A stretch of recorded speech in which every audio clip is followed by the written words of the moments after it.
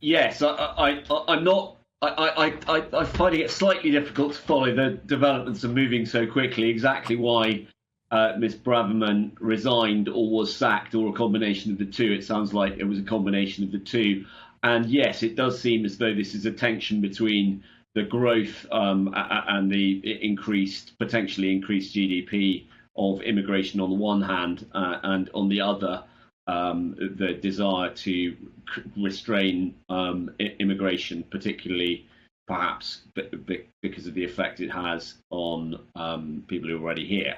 I suppose that another point to make is that there is quite a clear distinction about what to do about illegal immigration, particularly migrants landing on our shores from France. On the one hand, and on the other hand, whatever is to be done about increasing, for example, the ability of unskilled workers and semi-skilled workers to come here, which I know is a big problem in the hospitality industry. I've spoken to a lot of people in the recent weeks and months who say exactly that, particularly. Well, yeah, I can understand that, Francis. I'm just gonna cut in. I'm getting a lot of emails in about this now, and Darren McCaffrey, our political editor, alluded to this, which is that the OBR apparently were willing to accept potentially that there could be a bit of a kerfuffle with the economy as long as they could ensure that we had higher legal immigration as well. As we understand it, there was a falling out between Suella Braverman, our Home Secretary, and Prime Minister Liz Truss about whether or not we should have some kind of visa-free scheme as part of a trade deal with India. Today, just to summarise, we've given another 20 million quid to Rwanda, who as yet have not taken a single illegal immigrant because we've got court cases going on.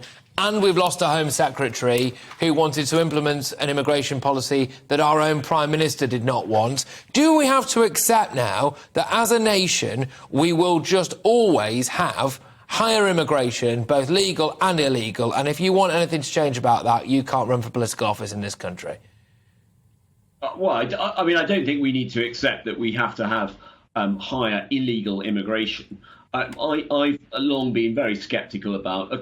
I mean, many of my colleagues have given reasons why there are human rights objections to Rwanda, and that's obviously going through the courts, and the Supreme Court will, or is it the High Court in the first instance, and imagine there'll be a leapfrog appeal to the Supreme Court about that and the legality of that. But I have to say, I think that the Rwanda scheme might be pie in the sky, and it might be well past the time that ended.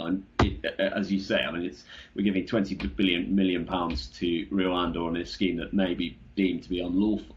It seems to me, and I've said this before, that what we really need to do is have a diplomatic agreement with France and possibly the Netherlands to see if we can have an agreement that people who are leaving France in boats are returned to France, a safe country, because the difficulty is, as soon as they arrive here, however much you change the proceedings and the procedure for refugee and asylum applications, there will always be a massive delay.